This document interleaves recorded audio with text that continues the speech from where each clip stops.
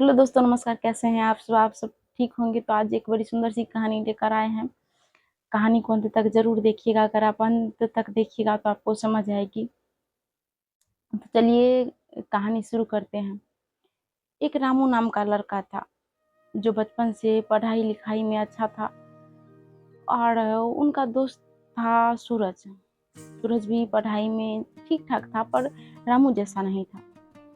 कुछ दिन ऐसे बीत गया, रामू के पिता और माँ का अंत हो गया तो रामू अकेला पड़ गया।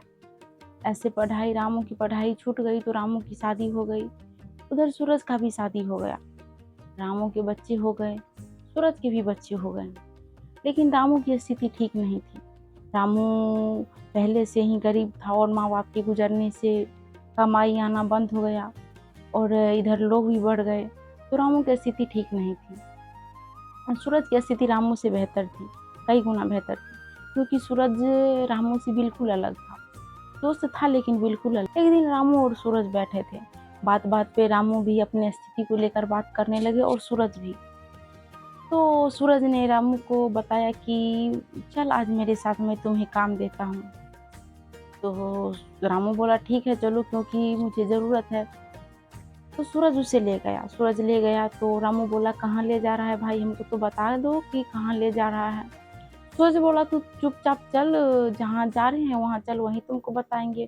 तो उसने ले गया किसी बड़े घर में, बड़े घर जो उसका घर नहीं था। रामू ने बोला ये किसका घर है, कहाँ लाए हो हमको। सूरज ने कहा कि इसे चलो हम बताते हैं। तो सूरज उसे चोरी करवाने ले गया था, क्योंकि सूरज एक चोर था और दूसरों के घर में चोरी करता था। रामू रामू इस सब काम से बहुत नाराज हुआ कि तुम मुझे कहाँ लाए हो, क्या करवाने लाए हो, हम ये सब काम नहीं करते। लेकिन धीरे धीरे सूरज रामू को साथ कर लिया, क्योंकि रामू को भी ज़रूरत था, बच्चे थे, बीवी थी, उनका पेट पालना था। तो रामू को भी सूरज के साथ रहना पड़ा, सूरज का बात मानना पड़ा। सूरज तो पहले से ही था। तो धीरे धीरे ऐसे करके सूरज की संगति में रामू भी बिगड़ गया। लेकिन रामू ईमानदार था और दिल का साफ था, क्योंकि रामू बिना किसी को दर्द दिए करता था। सूरज इससे बिल्कुल अलग था।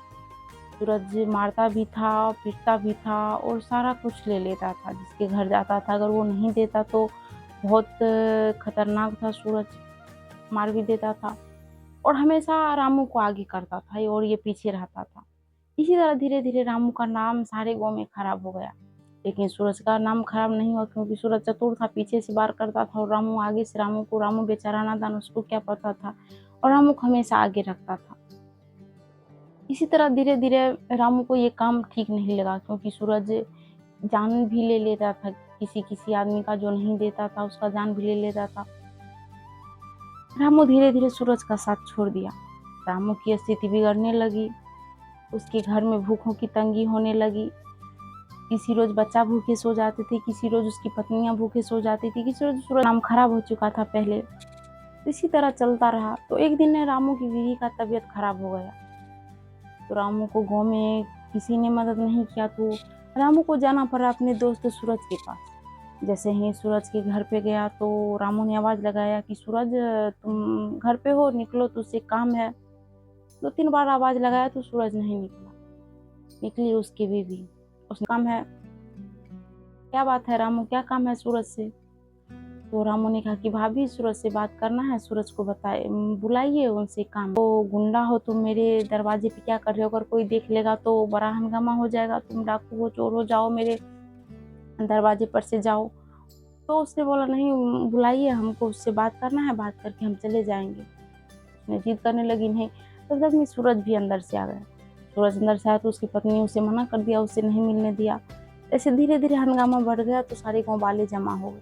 गाँव वाले जमा हो गए तो पूछने लगे कि सूरज और रामू से क्या बात, क्या कर सकता है, ऐसे क्या काम हो सकता है। सारे गाँव वाले रामू को डांटने लगे, फटकारने लगे। रामू को तो अपनी बीवी को लेकर डॉक्टर के पास जाना था, क्योंकि उसके पास पैसे नहीं थे और उसको पैसे चाहिए। तो सूरज मदद कर नहीं रहा था। धीरे धीरे इसी तरह चलता रहा। तब रामू ने मन में सोचा अगर मैं आज चुप रह गया तो मुझ पर से ये कलंक कभी नहीं हटेगा। इसीलिए आज मैं बोल ही देता हूँ। रामू ने कहा कि भाभी जिस पे आप इतना बोल रही है वो हमसे बहुत खतरनाक है और मुझे बिगाड़ने में सबसे बड़ा हाथ इसी का है। सारे गाँव वाले और सूरज की बीवी के मानो पैर तले जमीन खिसक गया। सूरज कहा चुप हो जा रामू, चुप हो जा, आज तो चुप हो जा। तो रामू ने कहा नहीं दोस्त, आज मुझे बोलने दो, क्योंकि अगर आज मैं चुप हो गया तो मैं कभी अपनी सच्चाई साबित नहीं कर पाऊंगा। इसी तरह रामू ने सब सच्चाई बता दी। सारे गांव वाले रामू की बीवी को लेकर अस्पताल गया और इलाज करा करके लाया। रामू का बहुत मान सम्मान हुआ, उनकी बीवी का भी मान सम्मान हुआ। इधर सूरज और सूरज की पत्नी रामू की पत्नी के पास गया और पैर पकड़ के रोने लगी कि तुम महान हो। तब रामू की पत्नी ने कहा तुम्हें पता है, मुझे पता था कि मेरा पति चोरी करता है, ज़रूरत से ज़्यादा चोरी नहीं करता था, क्योंकि उसे गांव में कोई काम देगा नहीं, क्योंकि उसका नाम खराब था।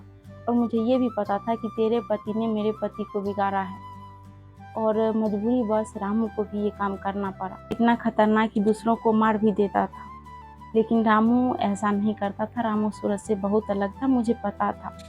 सारे गाँव वालों के सामने सूरज की सच्चाई आई। सूरज को गाँव वालों ने सजा सुनाया कि सूरज को गाँव से बाहर निकाल दें, लेकिन रामू ने कहा कि नहीं, सूरज अब ऐसा गलती नहीं करेगा, उसे माफ़ कर दीजिए।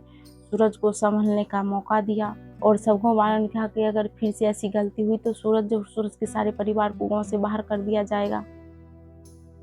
तो फिर से रामू का गाँव में मान सम्मान और काम मिलने लगा। सारे गाँव वालों को पता चल गया कि रामू एक अच्छा इंसान है, अच्छा लड़का है। रामू ईमानदार है, हमेशा सत्य का साथ देता है। इस कहानी से हमें यही सीख मिलती है, अगर हम रास्ता भटक भी जाए, समय रहते सही रास्ते पे आ जाए तो वो अच्छा इंसान हमेशा रहेगा और हमेशा रहता है। थोड़ी सी गलती सच्चाई को ख़त्म नहीं कर सकती, ईमानदारी को ख़त्म नहीं कर सकती। इसीलिए समय रहते सच्चाई की रास्ता को चुनें। इसी तरह की वीडियो देखने के लिए हमारे चैनल को ज़रूर सब्सक्राइब कीजिएगा। मिलते हैं इसी तरह के अगले वीडियो में। धन्यवाद।